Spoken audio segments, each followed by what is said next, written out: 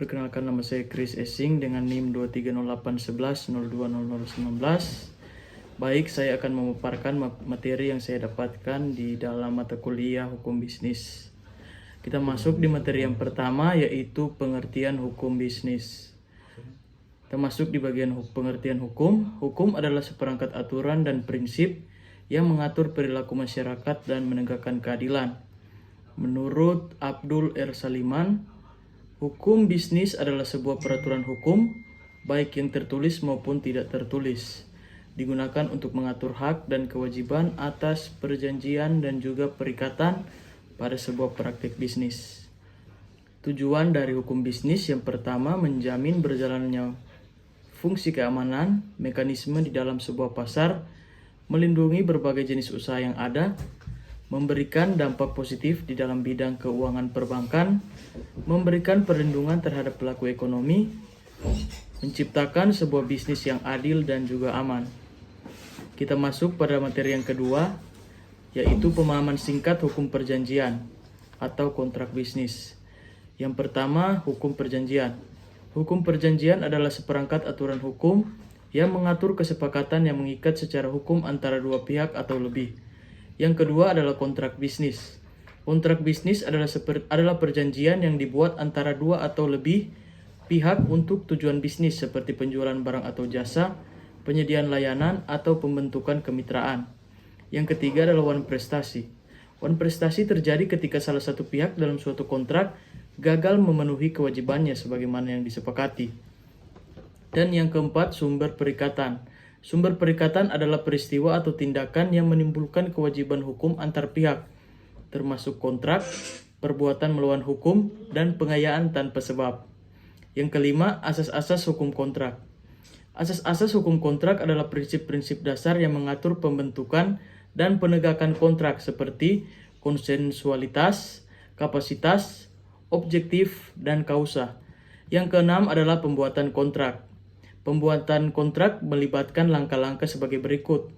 Yang pertama adalah penawaran, yang kedua adalah penerimaan, yang ketiga adalah pertimbangan, dan yang terakhir adalah kapasitas.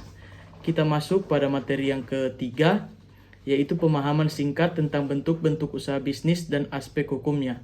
Kita masuk pada bagian bentuk-bentuk usaha bisnis.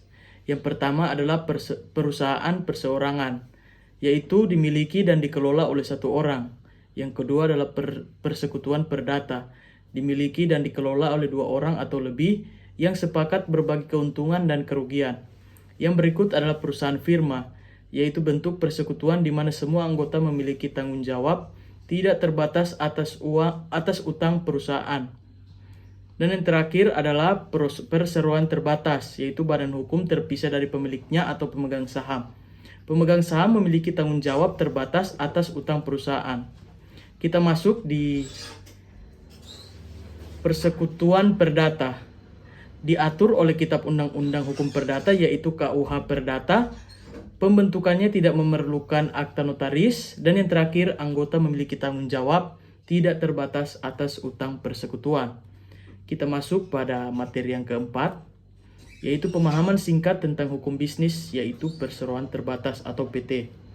Perseroan terbatas atau PT.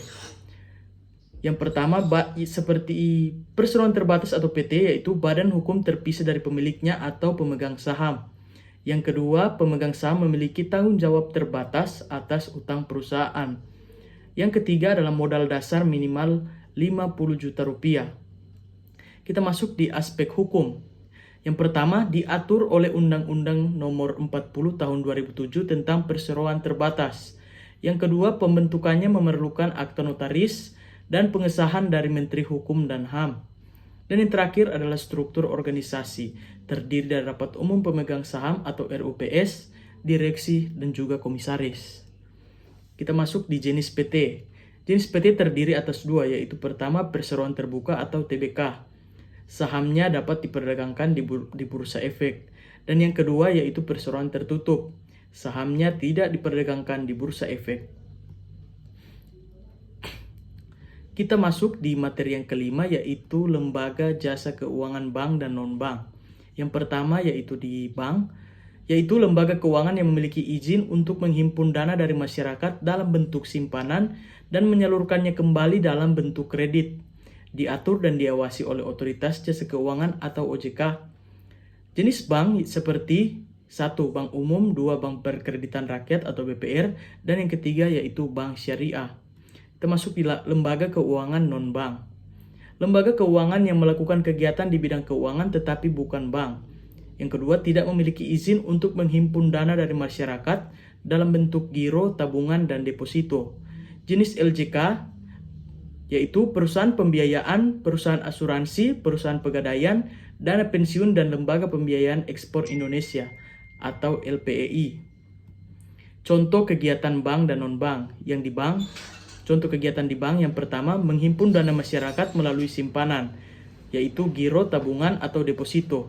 Yang kedua, memberikan kredit kepada nasabah. Dan yang terakhir, menyediakan jasa keuangan lainnya, transfer uang, clearing, inkaso, atau kartu kredit. Kita masuk di contoh kegiatan non-bank. Yang pertama adalah perusahaan pembiayaan, memberikan pembiayaan kepada nasabah untuk pembelian barang atau jasa.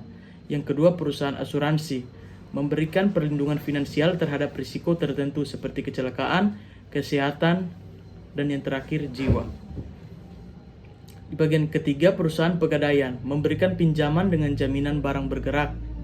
Yang keempat, dana pensiun, yaitu mengelola dana pensiun untuk nasabah.